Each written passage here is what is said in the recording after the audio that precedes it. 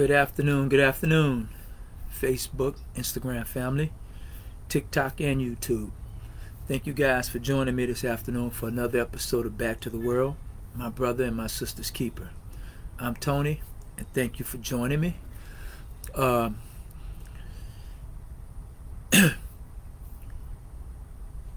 we're coming live somewhat late, man. I had a very busy morning, and I had some unforeseen circumstances that we had to address. And this is the day that we have our food pantry where we give away food and everything. So, everything just kind of jammed up and ran into one another. So actually, although this is work for me, it's a pleasure. But today, it's definitely a break from a hectic schedule. Hello, Moto. So we're not gonna answer that. Today the calls start coming in around this time, man. But anyway, I just wanted to come on, man, and kind of just chop it up with you guys. I had a lot that I wanted to say, but I tell you, throughout my busy day today, it's not that I've forgotten it. It's just all jammed up, man. And I'm gonna try and give some of it to you. I just can't regurgitate the way that I had it laid out and planned out to give it to you. So, just bear with me, and we'll find a way to get it out. All right. There's no music, man, because every time I play music now, it'll cut me off, man. It'll delete my video. So, they'll send me to Instagram and Facebook jail. At any rate, we're gonna start off with our PSAs, man. We're gonna start off with telling you, right now, it's an interesting time in society for us, man, where there's a call for mobilization, there's a call for unity, there's a call for a coming togetherness, if that's a word for black folk. So, there's no shame, and it never has been, in saying that, we are black business. So shop black, buy black, sell black. We're asking you for all of your reading material. Visit our online retail store at www.bookshop.org/shop/Sonetquity. If you are already a member of a book club, let us be the supplier of all of your reading needs. Okay? Go to our website at www.bookshop.org/shop/Sonetquity. And we will be going back live on our Sonetquity website, and we will keep you abreast on that. And our book club offers so much, and it's just too much to talk about in this time right now. I'll be stumbling over my words, man. There's so many goodies, but we need you to buy black, shop black, think black, and be black. All right. And this is not just something. See, we have a business that reciprocates. We have a business that recycles. We have a business that regenerates. So not only does it supply you with your reading needs, but if you truly understand and you're interested, we have a wealth building program as well.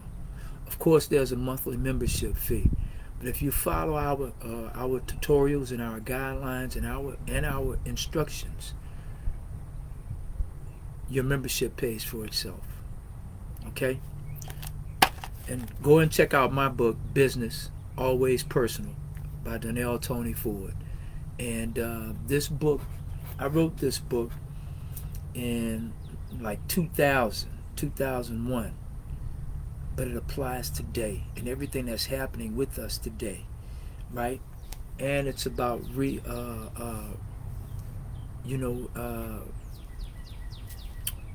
transitioning back into society if you've been incarcerated, or you've been in the military, or you've been in a mental institution, or what have you.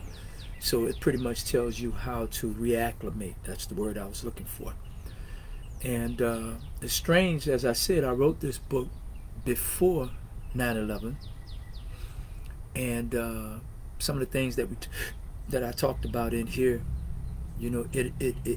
it mirrors what happened and what we went through directly after 9/11. Now it's talking about the crash of the real estate market in 2008, and it's talking about now what's going on with the presidency and this DEI bullshit, right? So, and it talks about the translations and everything. One day I'm going to sit down and I'm going to talk to you, and I'm going to tell you. You know, they say you have doctors, patients, uh, uh, what is it called? Where you don't reveal whatever the situation is anyway. That's what we have. But I'm going to sit and I'm going to tell you exactly what I'm dealing with when it comes to seeking counseling for PTSD. That's one of the things that I'm dealing with. But there are many other things that one goes through when one is trying to transition or reacclimate and re-enter society. Some people have lived a very, very wonderful life before incarceration. Hey, what's going on, Skinny? And it's a difficult time to reassimilate and to reacclimate when you come back. And there's a reason for that, for me anyway. Then there are people who, while there and they had time and they had a date, they studied, they learned, they got a chance to know themselves. And when they came back out, they were able to start a business or either take classes, go to school, or get a job. And many of the brothers and sisters made that transition, And for some of us that has functioned real, real high, man, it's been somewhat of a problem. And it has been for me. I mean, I must admit, So, and then we talk about the translation of all the business terms. We get confused on certain things, and we talk about like credit line, credit limit, letter of credit, and in the street business and the whole nine, everything that applies in any aspect of business, right? The formula or the format of the process is the same, right? The only thing that changes is the dialogue, the language. Okay, there's an alternative language that you use in the streets for everything that is basically done, in the boardroom, if you will. So what I do, my book, it explains that, and it tells you like a line of credit. It's called a line of credit, and then in the streets it's called a front. You're being fronted. So that's pretty much how that goes. So, right, my next business that we want to share with you is our Botana oil. This is our 4-ounce jar. All right, this is our 4-ounce jar of Botana oil, man. This right here has been recommended by Dr. Sibi, and man, let me tell you, it works. Your hair will grow. Your hair will grow. But not only is it good for hair, it's good for eczema, psoriasis, and alopecia. All right? So it's good for all these things. It's good for dry skin, scaly skin, the whole bit. And it can be used as a conditioner. And it can be used as a hair dress. Right? And, this one is not open. But, you can tell what's real and what's not. You can tell what's been mixed or something added to it. This is 100% raw Botana oil. All right? And you can only get it, well, it only comes from Honduras. But there are many people in other areas that may be buying it and selling it, just like right now. If you buy it, you're getting it from the United States. But I had to get it from Honduras. Okay? 100% raw, ladies and gentlemen.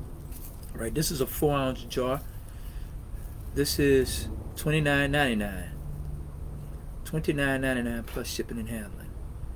All right, inbox me if you're interested, or go to our website at www.glowsuds.com. That's at www.glowsuds with 2 O's.com. glowsuds with 2 O's.com. Right? And this is our beard. This is our beard oil. And this right here, man, is, you know, you can use it on your beard or you can use it on your hands, man, as a moisturizer and a lotion as well. Your feet if they're dry. All right. This is $20. Okay. And the name of it is Sweet Thing. All right. You can go to our website and purchase this as well. www.glowsuds.com. Now, just like this is my philosophy. Whatever it is that we're doing, you know, we'd love to incorporate a system in whereas a person can buy and they can earn, or they can sell and earn as well. It's like who do we have here? Okay, it's our drop shipping program. Okay, as a follower, as someone that has watched this on our timeline, then you can advertise this on your Facebook or Instagram site, right? And you know you can have your followers or what have you, or your customers that want to purchase it from you. You will take their order, all right? And as you take their orders, whichever ones they're going to get, they're going to get the 4 ounce, the 2 ounce, or they're going to get the dropper bottle, right? And they will let you know what it is that they want and the price. But they will send their funds to you. When they send their funds to you, you deduct your $3 for however many orders that they've placed, all right? However many products, and you will forward to me the remainder of the funds minus your $3, their order, their name, and their address. Okay, and we will do the drop shipping for you. We will do the drop shipping for them. We will get them their product. Okay, and you will earn $3 per sales. And you know, sometimes you might have 25 to 3,000 followers, and who knows? When you go to our site and take a picture of this and you advertise this on your site, you may get 1,000 people that's interested in what you're showing and what you're selling. All right, so that's 1,000 people. You've earned $3,000 right there. And if they really love the product, they're coming back again next month or the month after, whenever they run out. So that's a nice little, let's call it what it is, that's a nice little side hustle for you. You don't have to do nothing but just post it. Okay? Then we have what's called the affiliate marketing.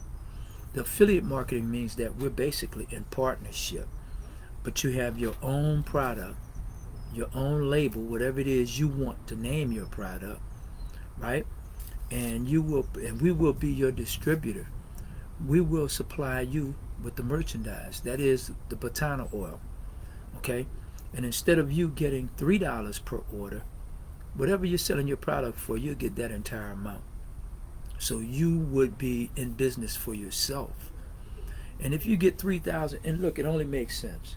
If you advertise it and you have 1,000 followers that wants this product, okay? And if you're taking $3 out of every sale, look how much you're leaving on the table. So now all that product is yours. All of that income is yours. The only monies that you spend, you will spend to buy. Again, it's just like the drug business. It's just like the streets. You're gonna re-up, and you're gonna buy yours at a discount, at a wholesale price, and then you're gonna fill all of those orders, and all that money is yours. And when you're done and you've made your profit, you re-up and you do it again. So that's what we're doing. We're recycling. See, this is the society in which we're living in today, ladies and gentlemen, and this is what every one of us relying on each other is all about.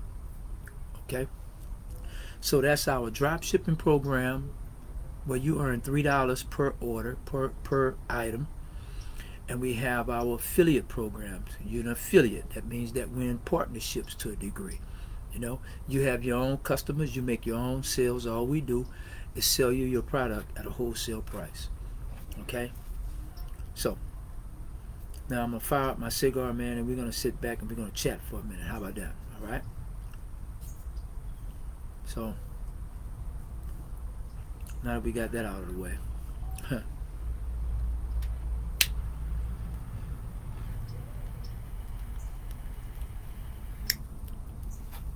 Well,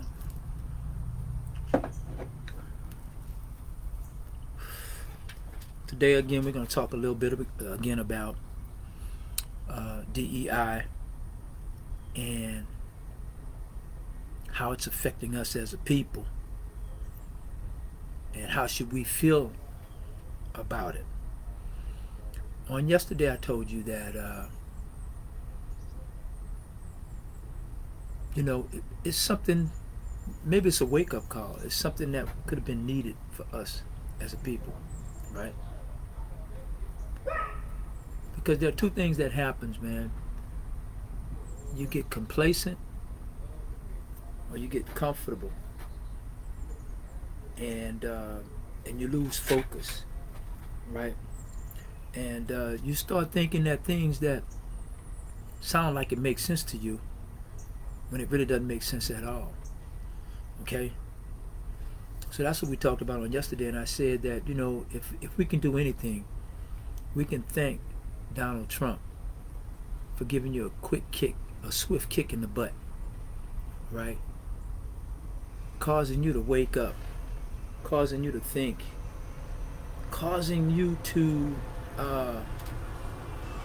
unite, a coming together, if you will, with your other brethren and your sisters and the whole nine, right? And see, in many instances, man, situations that are forced upon you, and where your survival is still mandatory, under whichever situation that you're in or you're under, you still must live. You still must persevere, if you will, right? And I don't think everybody should go to prison to learn that lesson, but I learned that very valuable lesson inside, right? And see, prison is designed, sorry about that, guys. Prison is designed to oppress you, right? It's oppression at its best. No difference. It's oppression. But under that oppression, you still have to maintain and live. And if you have an open case, you still not an open case, but if you have a case that's live, yeah, it's open, then you still got to fight it. So you got to have a sense and a presence of mind to be able to mitigate through that oppression and still fight for your freedom. And let's say that you got your time and you pled out, so you don't have no cases to argue or what have you. So now you have to live under these conditions inside the prison system, and you have to persevere, right? And I think that oppression should be dealt with where it's met and how it's met. Okay? So now, with all this DEI and the whole bit, there's oppression that's being placed on us as a people. And I watched Brother John Hope Bryant. I watched that brother talk about that we're number 5 on the list of DEI and who it affects and how it affects. It even affects disabled veterans and what have people with disabilities. The Asian culture, the Asian culture, the natives, and what have you. See, when I hear that, what I hear is a person saying, well, you know what? We're not the only ones that's being affected by that, man. As long as they're affecting somebody else. See, none of us should be affected. None of us should be affected by it. But we damn sure wish that we weren't affected by it at all. I don't care if we're in 1st place, 5th place, or 10th place. That's no constellation. You don't feel victory in saying that. But you know what? It's only going to trickle down and affect us, man. It's going to affect the other groups, the other 4 groups first, and then it's going to affect us in 5th place. The operative word here is affect, and it will affect you. Okay? So you don't sit back and wait until it affects us. We don't wait until after the females of all races, uh, uh, uh, people who they're the first ones to go to college in their families, uh, the LGBT, and I think it's one more, and then us. We shouldn't have to wait for all of those to be affected by it. And then it's like, okay, it's like we're standing in line waiting for a shot, and now we say it's our turn. Now, I say deal with depression where it's met. Okay? So everybody's running scared. The first thing we're talking about doing is having a blackout. They call it a black. You do shit just because it sounds good. Okay? So because that happens, and there are stores that don't that are eliminating or getting rid of their DEI programs, you say, well, I don't want to shop at those stores. And I hear actors saying that, yeah, we're gonna smoke them out, we're gonna stall them out, we're gonna go broke. And don't you know that these people, man, they got business people that's a part of a think tank, and they're always throwing things on the fire heap, man, on the pile. What if all blacks stop shopping with us? What if all Hispanics stop shopping with us? What are we gonna do? We're gonna encourage more whites to shop. There's not a business in this country that could not that would fail if all the blacks stop shopping there. And that would be an all black business deep in the hood or whatever the situation is. But I'm talking about corporations and what have you. There's not one, man, that would suffer. You know, it has shown you that with our music, with hip hop, we were the smallest of the minorities to purchase music. Showed you that the whites, the young whites, in between the ages of 15 and 25 or whatever, they purchased most of the music, man. That sent everybody over the top and made them platinum. You see? So sometimes I think that, you know, you fight the right war, but you use the wrong tactics. Okay? You fight the right war, but you used the wrong tactics. Because I guarantee you right now, it shows you that all blacks didn't agree on who they wanted to vote for president. So all blacks are not going to agree on smoking out these businesses and what have you. And I'll tell you what I'd do if I was the chairman of any of these corporations. I'm doing my intel. I got black folk that's going to tell me what you're doing and what you're thinking and what y'all planning. I got black folk that's going to tell me that. So when they tell me that, now I got to get a plan. So you know what my plan is?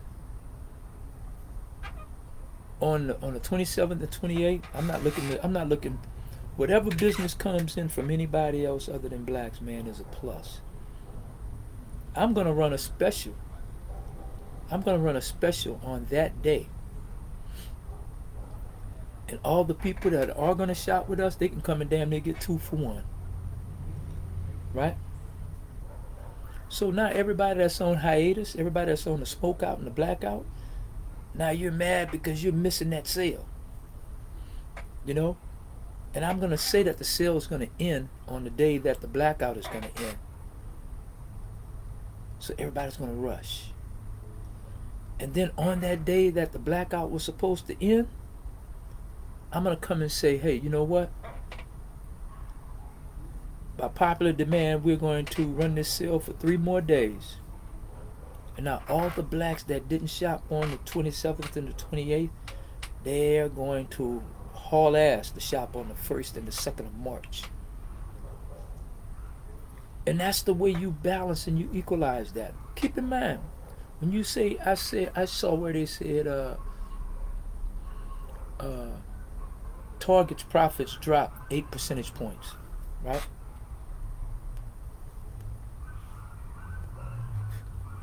What that means is, that didn't mean that Target lost money.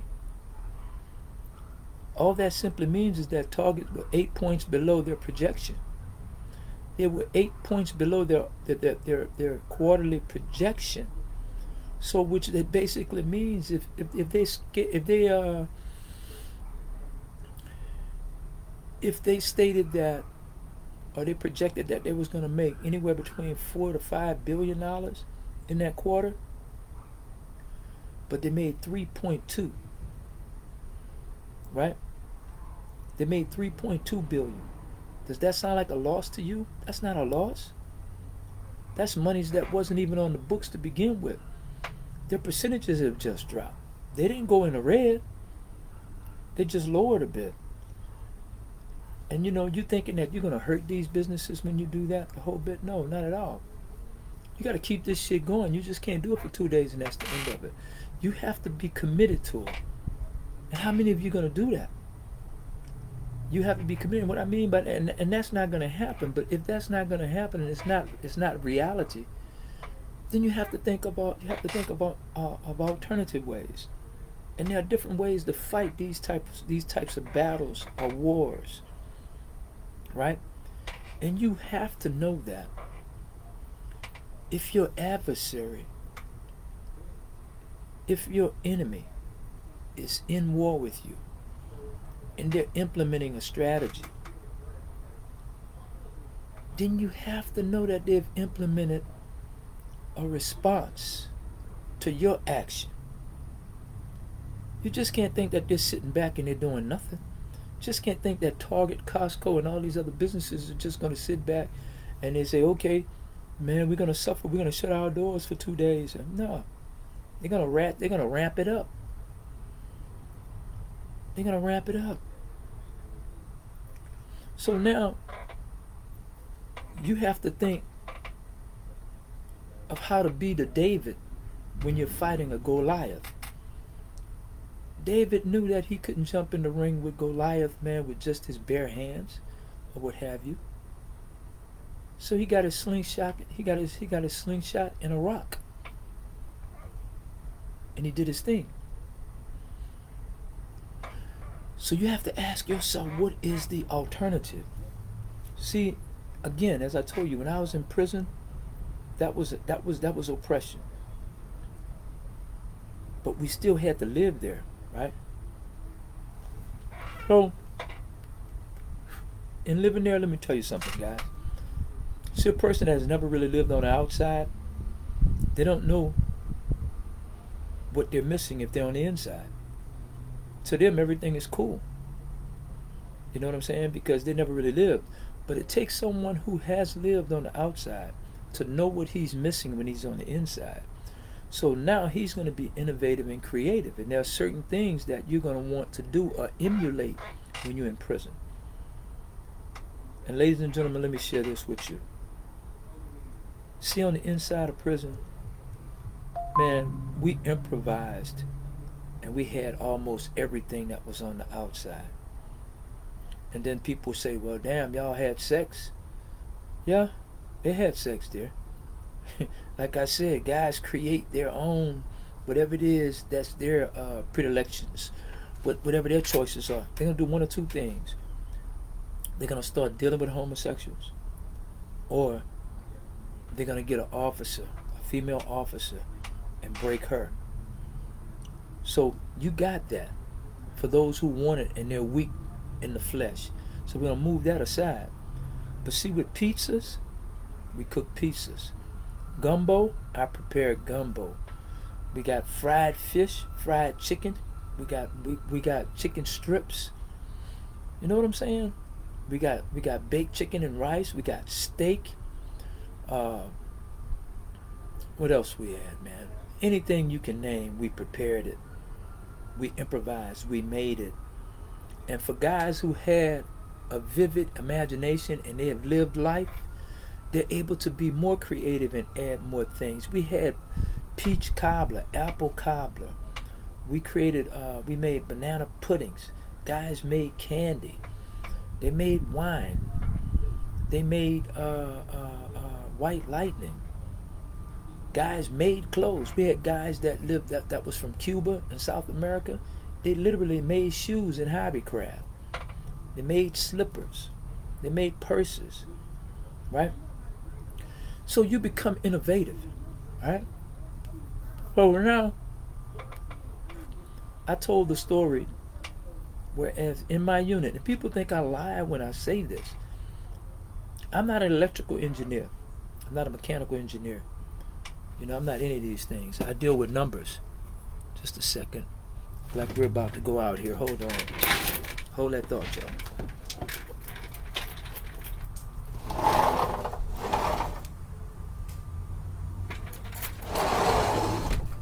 Okay. This thing is trying to go out on us. We're not going to let that happen today. Bear with me.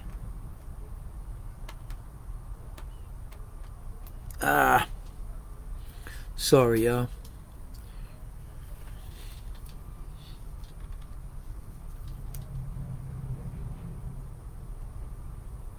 There we go.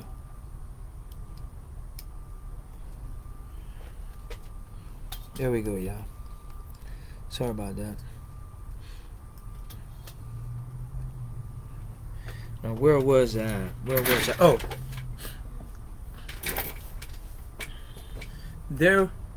there were guys that was in our unit, and this guy took a radio and a remote control, and he made a phone. And he used to sit at the table and watch the news out in the day room while the police are walking around the whole bit. He's sitting there and he's watching TV, and he's sitting there and he's talking on his phone. And that's the only way somebody found out, because they were sitting at the table with him, those who he felt that were cool. And he was sitting there and he was laughing and the whole bit. So now, from the camera and from the office, from the police, from the correctional officer's office, this guy was laughing at a television program, as long as he didn't talk too loud. Somebody found out and he told on him. But the guy made a phone before they was sneaking cell phones into the prison system. And I was at a max. I was at Beaumont Penitentiary, so therefore they didn't have any phones or anything over there at that time. Man, I hadn't seen a phone. I didn't know what a cell phone looked like other than watching it on television, because they were very, very, very rare. And if a person had one at the pen, he wasn't going to let anybody know that he had it, right? Because at the pen, they would give your ass more time, literally. So it becomes a situation where you become innovative. So we had to live. In their life didn't end. So we had to have an alternative lifestyle. So we had an alternative lifestyle by being creative, by being innovative, by replicating and duplicating everything. Okay? So all of our leaders and everything, the first thing they'll tell you, they'll give you a report of everything that's wrong. They'll give you the cause of what is the wrong, right? But they'll never give you a solution. And the solution always starts and ends right here. We need to unify and come together. So now they're telling you, in order to rectify this situation, because you think that DEI is going to affect everybody black, the first thing you tell everybody to do is stop shopping at the stores, and you're going to hurt them in their pockets. Trust me, you're not hurting them as much as you think you are. Believe me. You're not hurting them as much as you think they are. Sooner or later, man, some of the people who started the blackout are going to be the first ones to run back to the stores to do some shopping, the whole bit. Everybody's just not going to be committed that way. Oh, my camera. Yeah, everybody's not going to be committed, ladies and gentlemen. People are going to break, and they're going to break down, and they're going to get weak, and they're going to defy the plan in which they put in motion, right? So they tell you, don't shop. Come together and don't shop. And here's a person that may need tissue, may need something else, they may need to get it on sale the whole bit, they can't afford it. You got people that may need eggs or whatever, and they can't afford it the whole nine, but here's a store that has it on sale. And you're going to let that sale pass you by? It doesn't make sense. It doesn't make sense. I had gone to the Million Man March, and at that time, the Honorable Louis Farrakhan said, don't spend any monies with anybody other than black. Okay, we're traveling from Houston, Texas to Washington, D.C. We're flying or we're driving. Now, if you're driving, how in the hell are you going to spend money with a black business on the side of the highway? You're going to waste all your gas stopping at all these gas stations saying, is this a black-owned company? Is this a black-owned company? Come on, it don't make sense. You see what I'm saying? And I got my other thoughts and theories on how that should have been done when they said that the revolution won't be televised. You see? So now, my suggestion is, right, don't come together only to not shop at these businesses and these stores. Let's come together with a solid plan like what we have with Sonetquity. And everybody comes together and mobilize. And we don't have to stop shopping at these other stores by force. But if we create businesses that offer what they have to sell, right? Now we have the option to shop with just blacks. Or let's say we come with a situation that offers us an opportunity to supplement our income and make more money. Now we can shop and afford to shop wherever we like. We can afford to buy whatever we buy because now we've become self-sufficient. We can go to Target if we choose to, or we cannot go there. And you see, this entire ordeal is about making us solvent. That's what it's all about. And if everybody had a chicken in their pot, nobody will be hungry, because then we'll have that problem solved. So now we won't have to get into the spitting contest with all of these corporations and what have you, because we'll have our own. We will have our own. And now if we want to start a targets, instead of being a red target, it'll be black. You have a black target and your name is something else. Your name is Bullseye, or whatever the situation may be. Because now everybody, see, during the times of Black Wall Streets and in our communities where you had businesses, black businesses that flourished a whole bit, nobody suffered, nobody starved. Everybody wasn't equally, everybody wasn't equal financially, because you had some people that had more than others. But those who were the least fortunate, they had food, clothing, and shelter they wanted for nothing. They were satisfied with their small home because that's all they wanted, but it was theirs. They had no threat of nobody taking it away from them the whole bit. And see, again, that's how we lived inside the prison system. If they're saying a lockdown, they get ready to have this, have that, you didn't care because everybody was cool, right? And if there was people that didn't have certain food,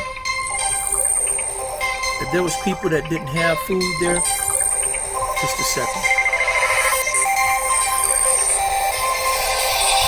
Just a second, ladies and gentlemen. Good morning, Gino. Hey. Hello?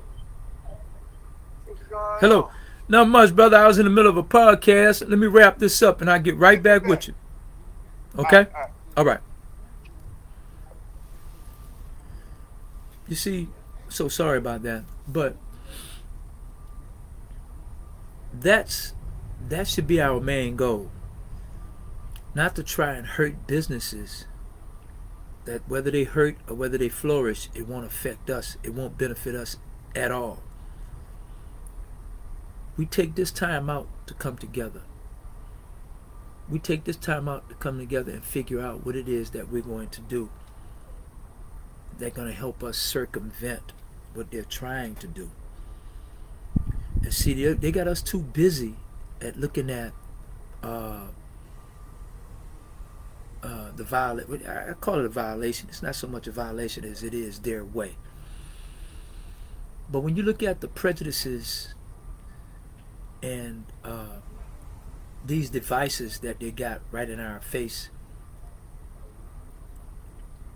you're too busy looking at the obvious. See, the real fight goes on behind the scenes. You understand? See, and these people take gambles. And what I mean by that is this. Excuse me.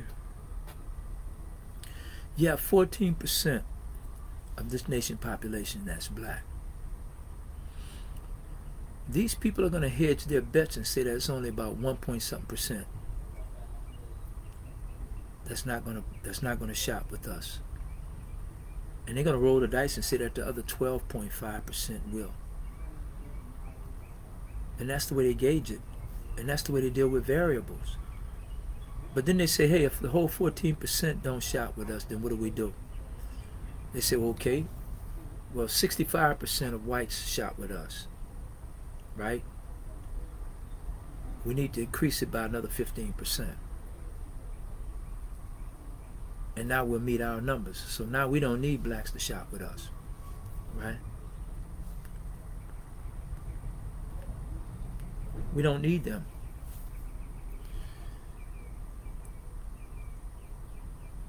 That, and see, and when you show them that, and now they're truly going to mash on the gas, because they're going to say literally, we don't need you at all.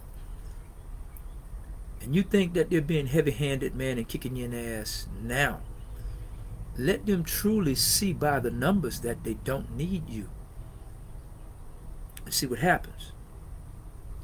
But let me show you something. But see, if you stop shopping with them,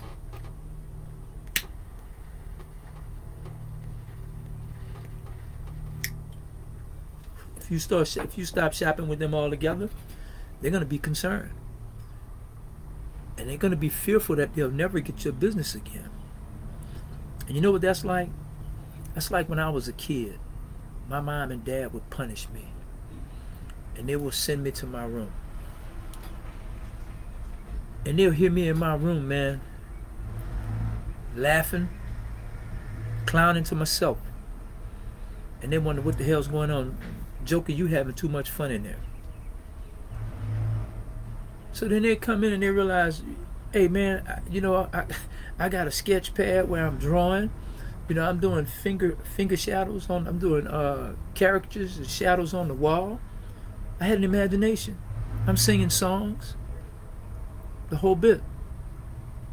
So they realized that they could not just punish me the regular old way. Beat my ass, send me into my room and tell me to go to bed. I'm not sleeping. I'm going to entertain myself.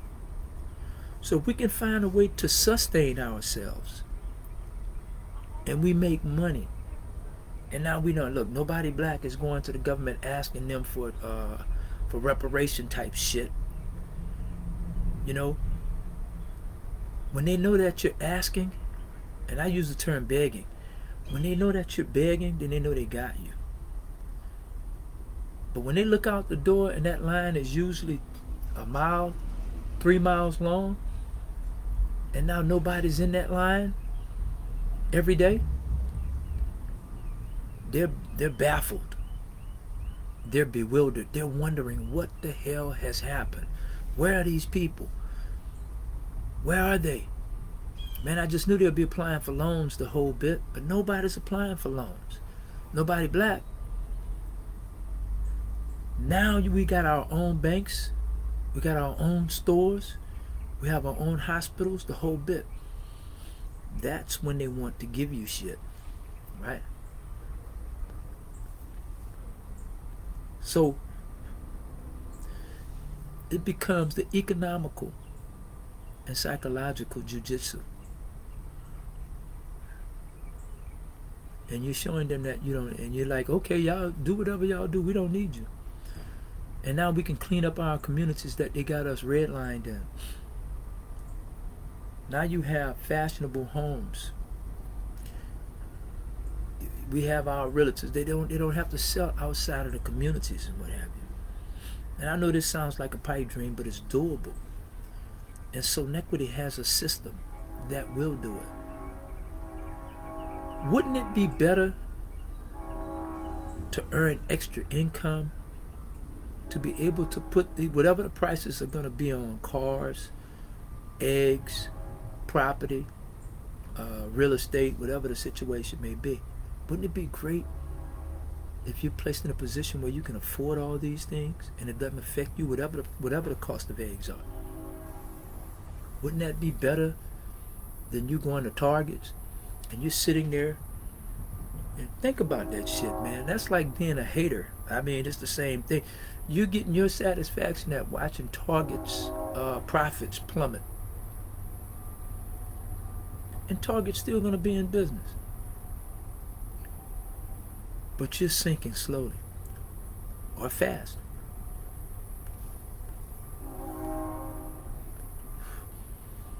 I just think that we have to choose our methods. The fights have been chosen, but you have to choose the method in which you will carry out this fight. You know,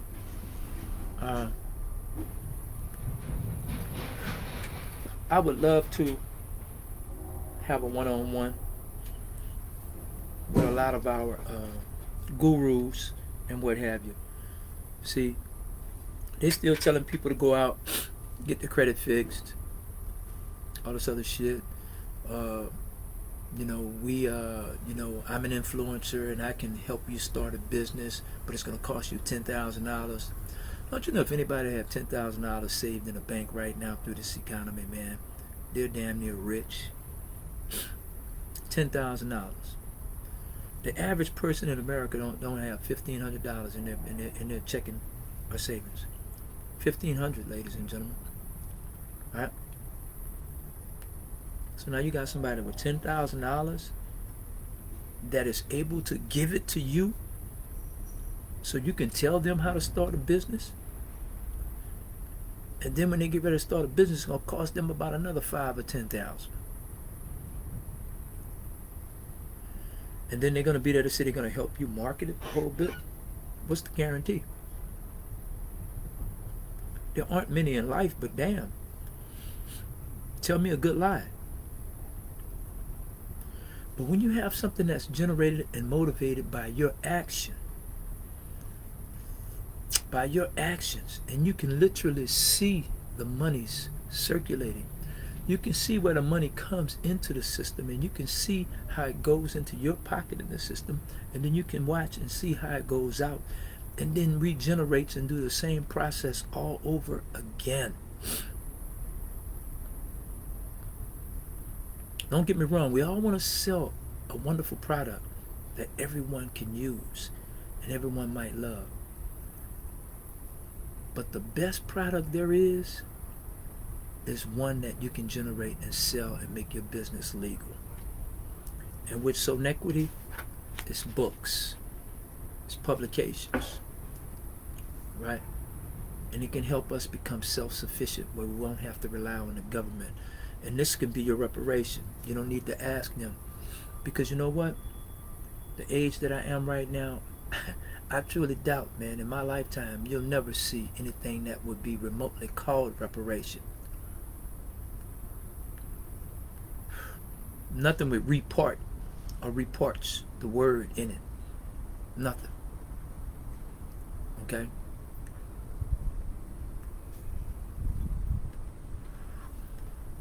I'm not here to give you doom and gloom. But when you boycott, and I'm not suggesting that you go and shop at Targets. Only if you need to. I'm just telling you, it's much to do about nothing. It's much to do about nothing. You know what I'm saying? It's simply an exercise.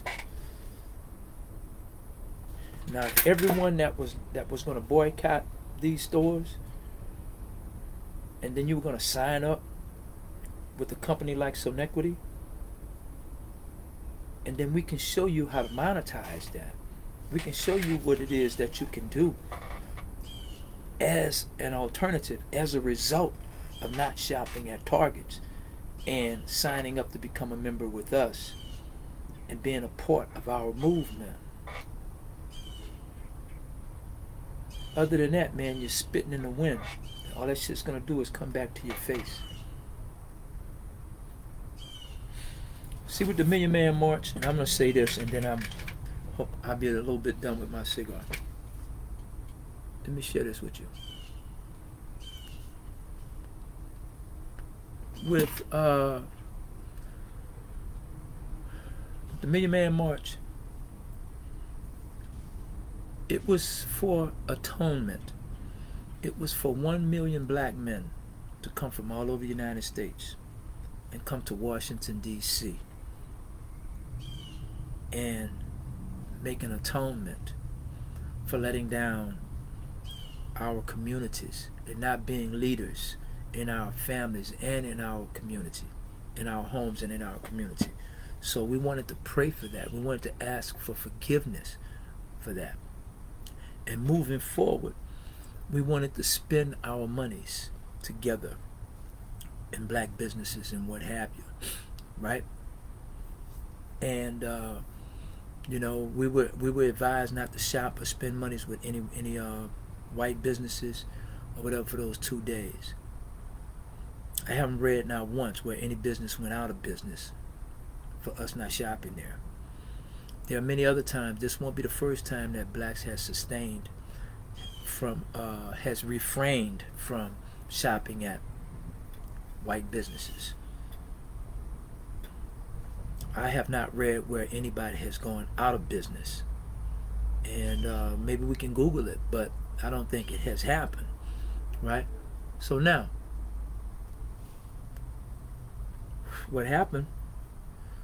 1 million of us went on to Washington, D.C. And we realized, I don't know if they were anything like me, you know, half a mile outside of my immediate trip, right? I realized that I had already flunked. I had to spend money with a gas station that was owned by whites. We had to stay at a hotel that was owned by whites because the black hotels didn't have enough room for all of us. Okay? So that made my entire trip moot in those regards. So now you tell us to come. First of all, what our plight is definitely is injustice, it's inequality, and it's economics. So really, the most obvious one is the inequality, and it's how we live in the whole 9 yards, and the fact that you got us in these situations, right? Next, it becomes the injustice, because you know you're locking us up at record numbers in the whole bit, and a lot of the crimes are committed because of the third one, economics. A lot of people are committing crimes because, you know what, this is their method of survival, right? So they're gonna get it how they live. Okay, so now you got all these people there, and everybody didn't walk there. Everybody didn't ride a bike.